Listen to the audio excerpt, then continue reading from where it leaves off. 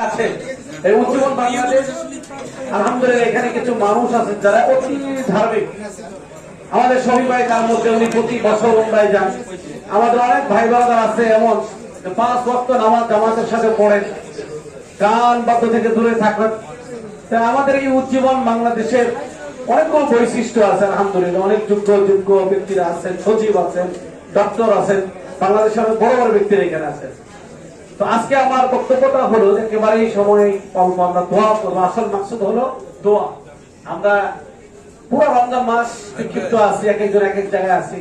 আজকে আমরা দিন থেকে যাদেরকে আমরা হারাইছি, সভাপতি সহ, জজবাই সহ, যারা আমাদের থেকে ছেড়ে চলে গেছেন তাদের জন্য আমরা আজকে দোয়া করব। যারা আমরা আছি এই উজ্জীবনে আমরা তাদের জন্য দোয়া করব। তো যাকাতের বিষয়টা হলো আল্লাহ তাআলা বলেন যে তোমরা যারা সোনা চাঁদি জমা করতেছো, তোমরা যারা আল্লাহর রাস্তায় খরচ করতেছো না, তাবাশশিরহুম বিআযাবিন আলীম, কঠিন আযাবের কথা বলা হয়েছে। দেখেন বাংলাদেশে কত পার্সেন্ট মানুষ কুরবানি করে, তার চেয়ে অনেক পার্সেন্ট কম কিন্তু মানুষ নামাজ আদায় করে। কুরবানি অনেক বেশি করে মানুষ, বড় বড় দুম্বা, বড় বড় গরু, বড় বড় ভেড়া, লক্ষ লক্ষ টাকার আপনার উট নিয়ে আসে। সেই কারণে কিন্তু নামাজই খুব কম। নামাজ যতটুকু পড়ে যাকাত দেওয়ার ক্ষেত্রে অনেক কম।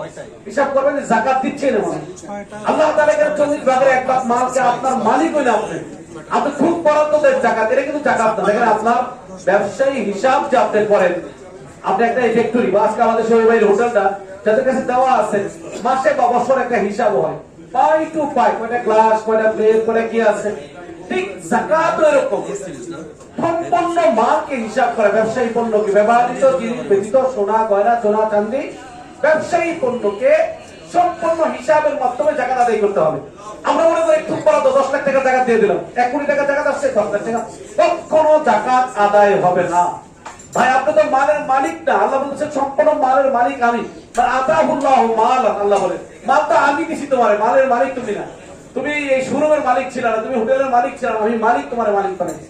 আমি একজন বড় মালিক, আমি তোমার মালিক বানাইছি। সুতরাং আমার মাল 40 ভাগের 1 ভাগ এটা আমাকে দিয়েই দিতে হবে। আল্লাহ বলতেছেন যে মালিক তোমাকে তোমার মেধা দ্বারা দেয় না। এই দুনিয়াতে অনেক মানুষ আছে নাম লিখতে গেলে কলম ভেঙে দেয়, কিন্তু বাংলাদেশ সবচেয়ে বড় ব্যবসায়ী। কথা বলে ঠিক কিনা ভাই? এই দুনিয়াতে এত বড় বড় ব্যক্তিরা সারা জীবন রাজনীতি করছে, বাংলাদেশের সংসদের চেয়ারে বসতে পারেনি, কিন্তু একজন সাধারণ মানুষ বাংলাদেশ সংসদের চেয়ারে বসে গেছে। এটা আল্লাহ যাকে চাইছেন। তো এই জন্য আমাদেরকে যে মাল অসহায় দরিদ্র পীড়িত মানুষের মাল যাকাতের মাল সবচেয়ে আত্মীয় স্বজনকে দেওয়া। আমরা আত্মীয় স্বজনকে দিতে চাই না, অনেক সময় দূরে দিই। আল্লাহ রাসূল বলেন 2টা সওয়াব, একটা হলো আত্মীয়কে দেওয়ার সওয়াব, আর একটা হলো যাকাতের সওয়াব। আপনি যাকাত আদায় করছেন, এটা করুণা করছেন গরিবের উপরে না, গরিবের উপরে আপনি ইহসান করছেন, এই যাকাতের ক্ষেত্রে নয়, বরং আপনি জাহান্নামের আগুন থেকে বাঁচার জন্য, জাহান্নামের প্রচন্ড বিষাক্ত সাপ থেকে বাঁচার জন্য, এই কঠিন অবস্থা থেকে বাঁচার জন্য আল্লাহ তাআলা 40 ভাগের 1 ভাগ মালকে আপনি আল্লাহর রাস্তায় অবশ্যই খরচ করতেই হবে। হিসাব করবেন, পাই টু পাই, পারলে বেশি করে। আচ্ছা, ব্যবসায়িক ক্ষেত্রে কিছু সম্পদ থাকে এরকম, বাকিতে আপনারা ব্যবসা করেন, বাকির কাছে বাকি আছে। বাকি 2 ধরনের, একটা হলো একেবারে পাওয়া যাবে না, একেবারে পাওয়া যাবে। যেগুলো একেবারে পাওয়া যাবে না এগুলো যাকাত পরে দিতে হবে, তখন পাবেন। আর যেগুলো একেবারে পাওয়ার সময় 80-90% এগুলো যাকাত দিয়ে দিতে পারে। আর অনেকে বলে পরে দিব, আচ্ছা পরেও দিতে পারে, কিন্তু হঠাৎ তো মৌত এসে দিতে পারে, তখন আপনি যাকাত আদায় করতে পারবেন। দেখেন আপনি যদি যাকাতটা না দেন, এই বছর আপনি 1 কোটি টাকা যাকাত আসছে, 50 লাখ টাকা যাকাত আসছে, আপনি 20 লাখ টাকা দিলেন, 30 লাখ টাকা দিলেন না, আপনার ছেলে সন্তান এই 30 লক্ষ টাকা যাকাত খাইলো। কথা বলে ঠিক না? আপনার পরিবার এই যাকাত খাইলো, আল্লাহর কাজ করে আপনি যাকাত খাওয়ার কারণে বলুন আমার মাল আমি গেলাম। হ্যাঁ, আল্লাহ তুমি মালের মালিক আপনাকে বানালেন। আজকে আমার বোনরা কেন পতিতা হয়? কারণ যাকাত যদি সঠিকভাবে দেশে আদায় হতো, একটা নারী পতিত হবে না। তার সময় মতনে তাকে একজন উপযুক্ত পুরুষের কাছে বিবাহ দেওয়া সরকারি রাষ্ট্রের পক্ষ থেকে দায়িত্ব। দর্শিত হবে না, একজন নারী নির্যাতিত হবে না। একজন নারী যদি নির্যাতিত হয়, দর্শিত হয়, পতিতা হয়, আপনি যাকাত আদায় না করার কারণে আল্লাহ কাজ করে কিয়ামতের ময়দানে দাঁড়াতে হবে। 100% বাংলাদেশে যাকাত আদায় হোক।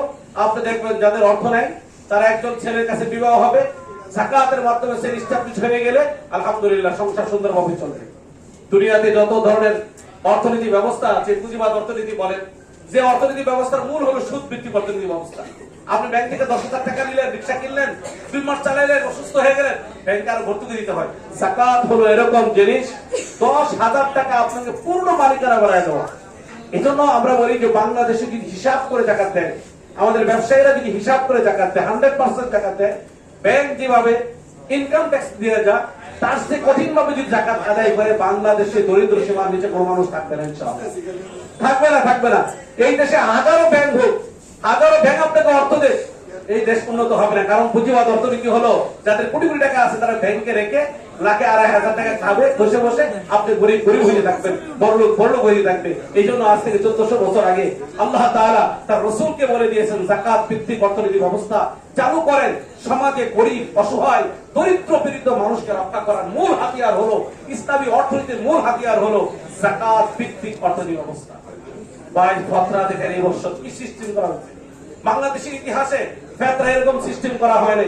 100% আপনি খেজুরের উপযুক্ত খেজুর দিয়ে দেন, আপনি গমের উপযুক্ত গম দিয়ে দেন, চাউলের উপযুক্ত চাউল দিয়ে দেন, কিসমিসের উপযুক্ত কিসমিস দিয়ে দেন। কারণ যোগ্য লোক যদি যোগ্য জায়গায় বসে, আলহামদুলিল্লাহ আব্দুল মালিক মুফতি আব্দুল মালিক বাংলাদেশে তা আপনি আমি যদি বলি সারা পৃথিবীতে যত বড় আলেম আছে তা তুমি দেখছো, এটা আমাদের জন্য সৌভাগ্য। দেখেন না জুতা একটা আপনার সাথে মিলে না, আমাদের মতো পুষ্পাস করে চলে না, পানি মাল আছে না ওরা এরকম লড়াচড়া করে না, বুঝছেন না?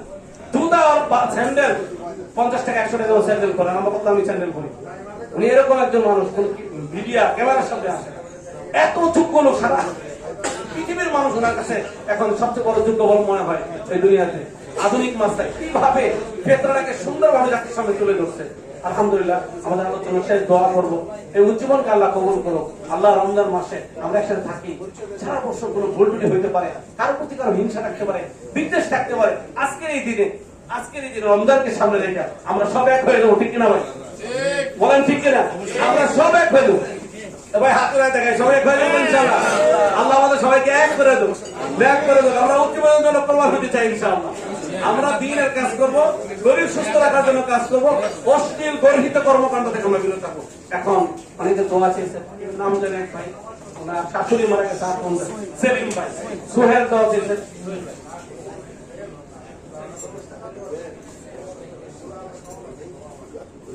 উপদেষ্টা হানিফ ভাইয়ের বড় সন্তান আসছে, উনি আসতে পারেন।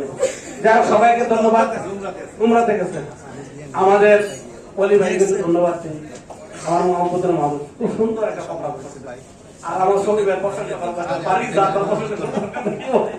আমাদের সভাপতি আল্লাহ এত সম্মানিত দিচ্ছেন, আলহামদুলিল্লাহ। আমাদের বসার জন্য ঢাকা সরকার জায়গা আছে, কি কোন অন্য কোনো সংগঠনের কিন্তু এই জায়গাটা নাই।